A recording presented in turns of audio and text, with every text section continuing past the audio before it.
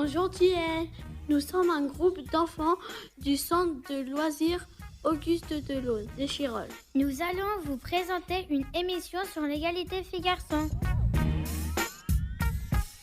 Nous allons commencer par parler des préjugés avec Laina. Ensuite, Maxime et Eban nous donneront des infos sur le karaté. Puis, Diane et Kera parleront de la journée de la femme. Juste après, Chirine abordera la question des métiers. Et pour finir, Samuel et Liam nous parleront du rugby. Tout de suite, Laina avec les préjugés. Bonjour Laina. Bonjour à tous.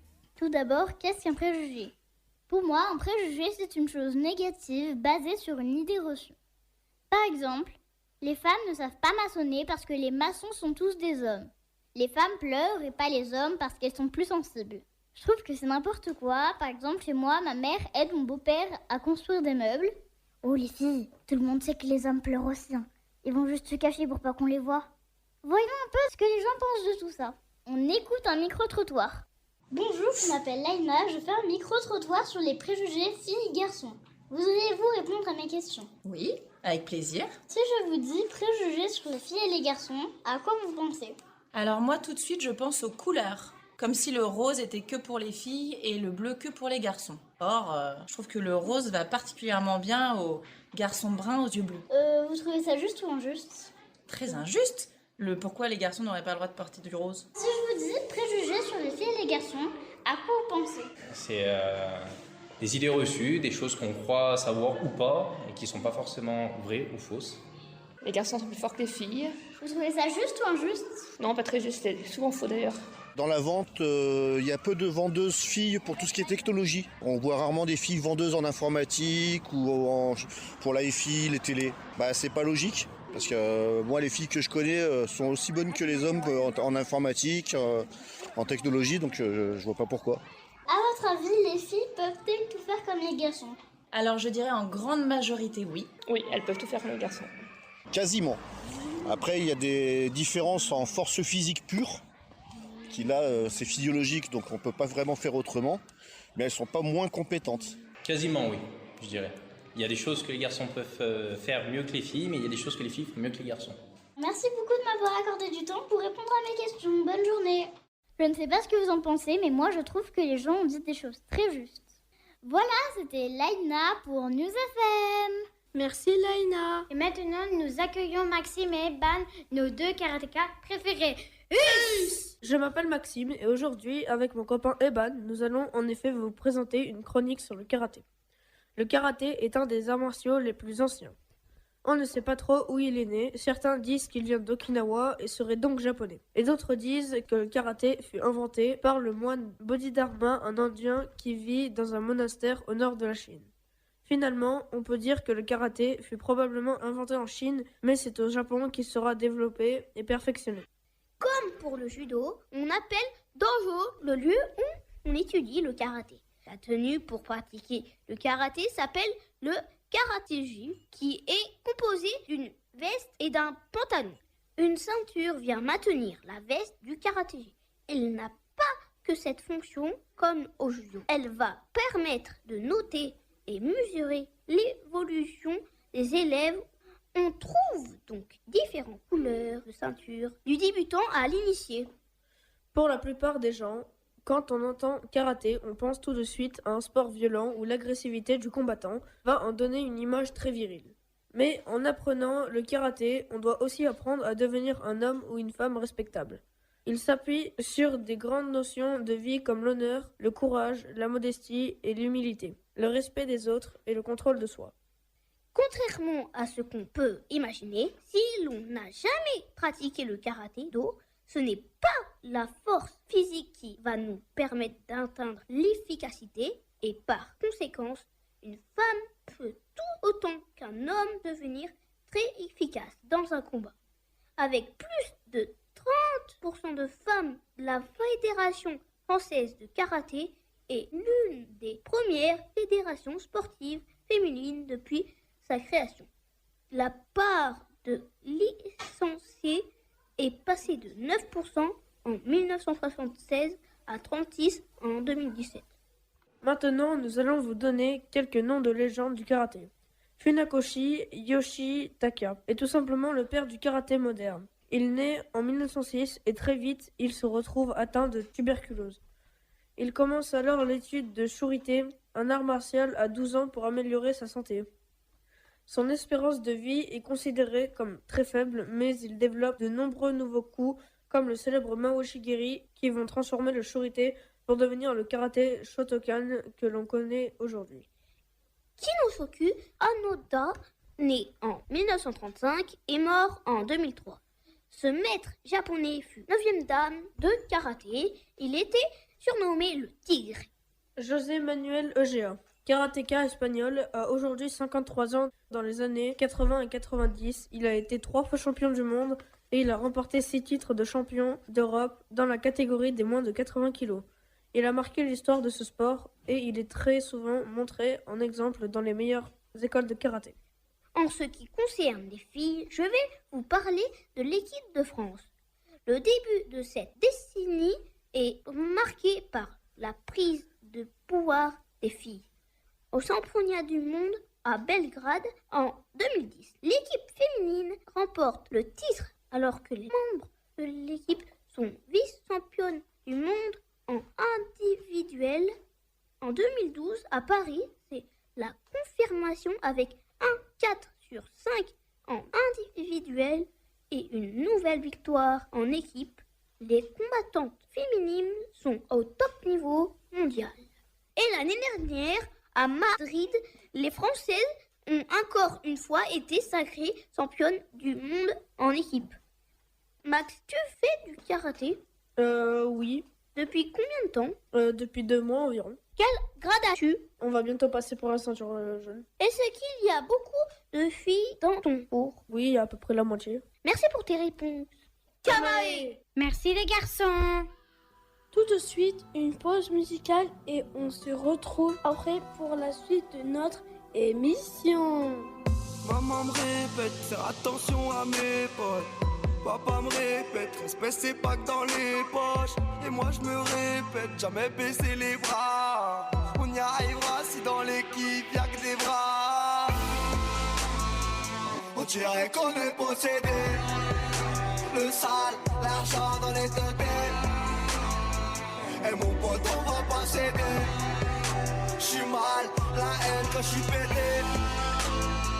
On dirait qu'on est possédé. Le sale, l'argent dans les têtes. Et mon pote on va pas céder. J'suis mal, la haine quand j'suis pété. Et ma bella me dit que j'suis beau quand j'sors en haute couture française.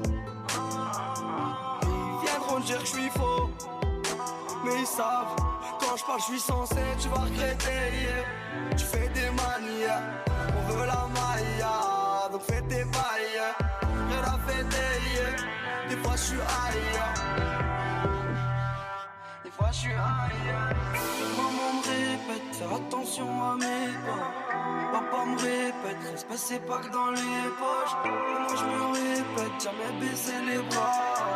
On y arrivera si dans l'équipe y'a que des bras. On dirait qu'on est possédé. Le sale, l'argent dans les têtes. Et mon pote on va pas céder. J'suis mal, la haine quand j'suis pété. On dirait qu'on est possédé. Le sale, l'argent dans les têtes. Et mon pote on va pas céder. J'suis mal, la haine quand j'suis pété. Ça fait clic, clic, pas, faut pas paniquer. J'reviens du bled, la baraque au daron sera nickel. Ils font tous la cité, je les vois comme des escortes à l'hôtel. J'ai des principes, même si tu vois de l'alcool dans le cocktail. Quand tu t'es de résine, ça finit sur le parisien. Viens voir où je réside, méchant mais on paraît sain. Qu'une parole on a parlé, on n'a plus rien dans la tête. Obligé de rafaler, pour éviter qu'ils parlent. Frontière tu passes la donnant, ça sent la marijuana. C'est de la bonne salade, la frappe à Mohamed Salah. La fin de l'histoire est salée, tu prends 10 ans au palais. Tu repenses à tes enfants, t'as tous envie de les canner. On dirait qu'on est possédé. Le sale, l'argent dans les tétés. Et mon pote, on va pas céder. J'suis mal, la haine quand j'suis pété. On dirait qu'on est possédé. Le sale, l'argent dans les tétés. Et mon pote, on va pas céder. J'suis mal, la haine quand j'suis pété. Maman me répète, fais attention à mes potes. Papa me répète, respect c'est pas que dans les poches. Et moi je me répète, jamais baisser les bras. On y arrivera si dans l'équipe y'a que des bras.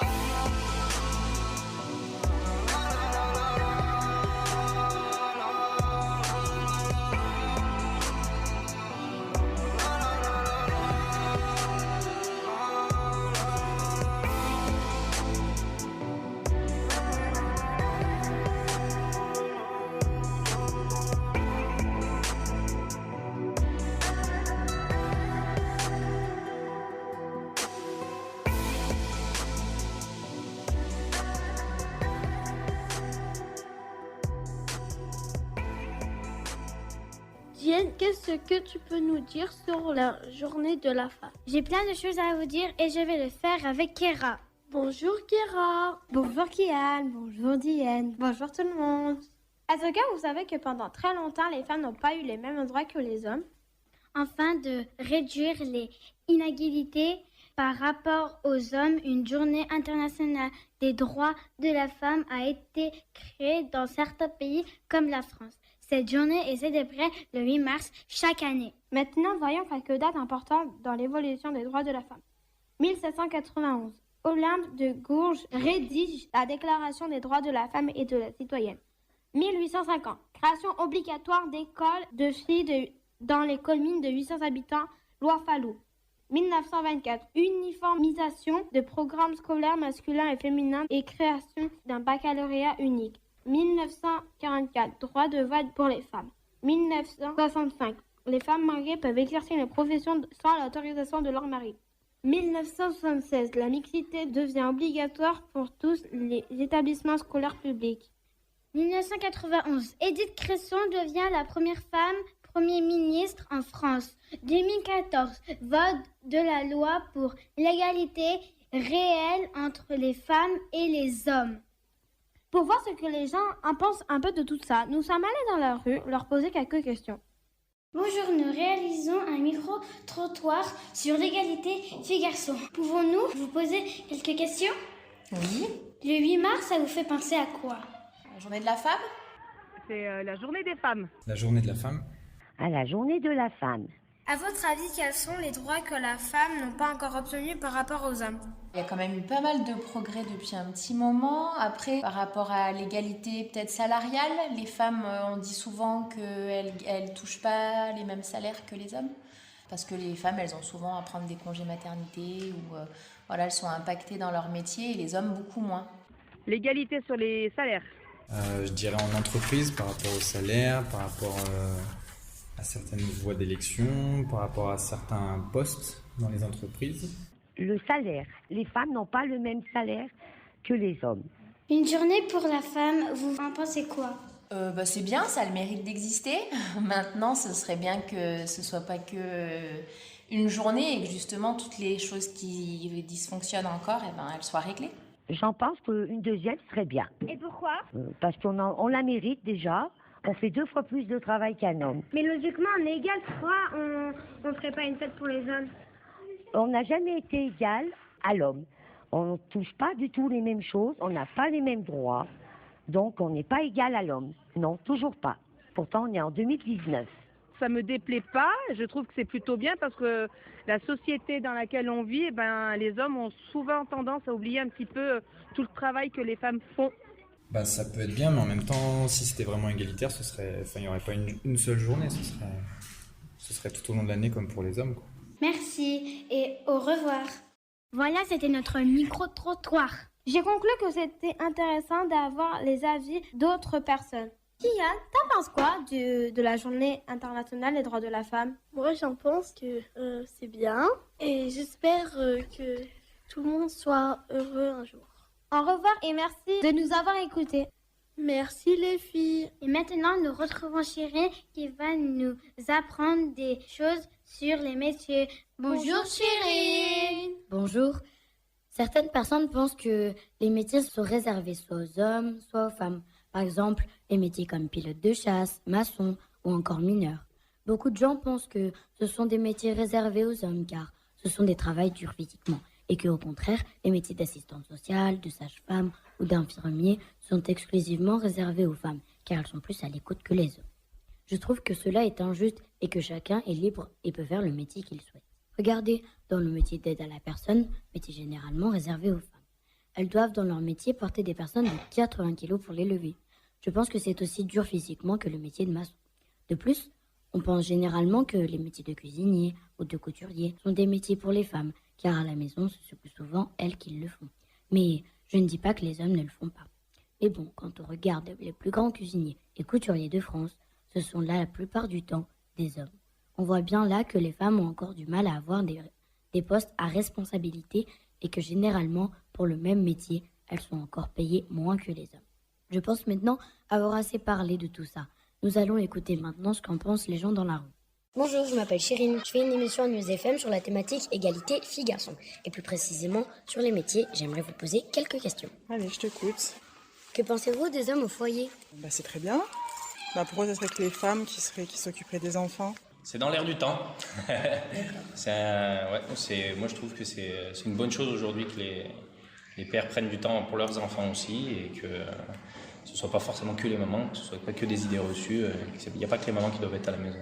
Il y en a de plus en plus, mais pas encore assez. Les hommes au foyer c'est bien, ça change un peu, les femmes ont le droit de travailler, donc il n'y a pas de problème. Eh bien, je trouve que c'est une très bonne idée, les hommes au foyer, et je pense qu'il n'y en a pas assez. Et qu'ils seraient certainement aussi bons que les femmes dans ce domaine-là. À votre avis, pourquoi les hommes sont mieux payés que les femmes à travail égal ? J'en ai aucune idée, mais c'est une bonne question à poser au président de la République. Ça c'est historique, ça commence à changer, mais c'est historique, ça date d'il y a longtemps. Les rois étaient des hommes avant, donc ils n'ont pas voulu laisser les femmes, et ça change. Je sais pas, ça date depuis longtemps, parce que c'est une inégalité homme-femme. Ça c'est une bonne question. Je comprends pas bien pourquoi d'ailleurs, c'est vrai que on parle souvent d'égalité et là c'est pas du tout le cas. Tout dépend du travail qu'ils font, mais normalement ça doit être égal. Pour vous, devrait-il y avoir plus de chefs, garçons, filles ou moitié-moitié ? Alors évidemment, moitié-moitié. Pareil, je pense qu'il n'y a aucune différence. Égalité. D'accord. Moitié-moitié, et même s'il y avait un extraterrestre, je dirais qu'il pourrait être aussi chef, tu vois. L'important c'est la compétence, s'il peut diriger. D'accord. Homme, femme, on s'en fiche. Super. Voilà. Je vous remercie de votre participation. Voilà pour le micro-trottoir sur les métiers. Bon, en tout cas, moi ça m'a vraiment plu. C'était drôle et c'était intéressant de savoir l'avis des gens, car ils avaient tous des avis différents. Au revoir. Merci Chirine. On fait une deuxième pause musicale et on se retrouve juste après.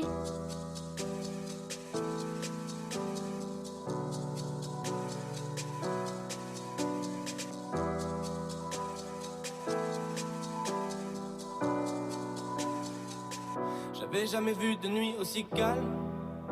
Hey, je la regarde enchaîner les cigarettes. Hey, ces larmes coulent en silence, on entend toujours les cigales. On se blesse le même avec zéro mot. Pourtant aucun mur sur cette terre ne pourrait étouffer le cri de nos phéromones. On risque pas de tenir longtemps. Tu m'as même comparé à Lucifer. Maintenant tu bois et tu veux bien de moi. Non mais j'hallucine hein. Je sais déjà ce que la distance entraîne. Soit c'est la guerre pendant 10 ans sans trêve, soit je la quitte en lui disant garde le sourire, plus rien n'est grave. Tant qu'il nous reste une seconde de souvenir dans le crâne. Nos deux corps pourraient mourir, j'ai déjà fait le deuil. Maintenant pas loin de moi, une larme cachée dans l'œil. Notre histoire n'aurait jamais pu finir dans le calme et la tendresse. Je te déteste comme cette phrase qui dit c'était trop beau pour être vrai. Je n'avouerai jamais que certaines de mes propres émotions m'effraient. Je te déteste comme cette phrase qui dit c'était trop beau pour être vrai.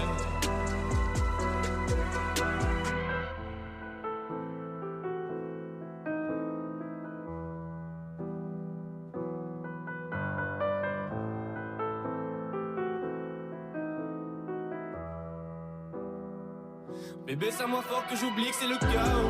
Autour c'est le chaos.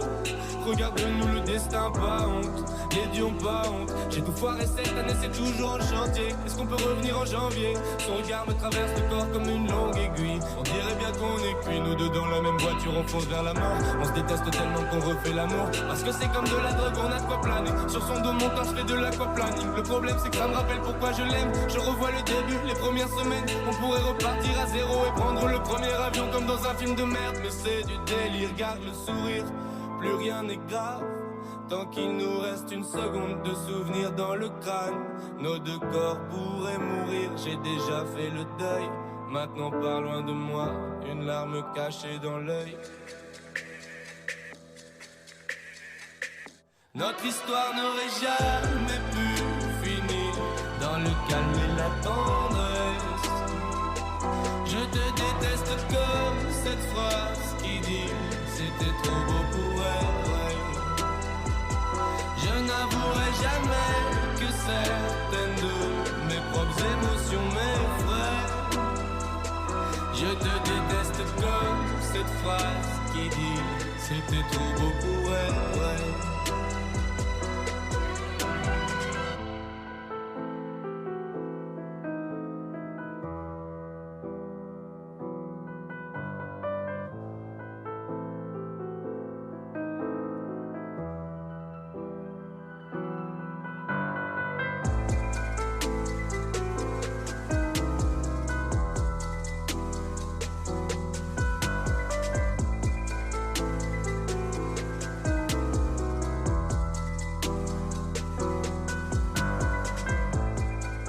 Pour terminer notre émission, on écoute Liam et Samuel, nos deux champions de rugby. Bonjour les garçons!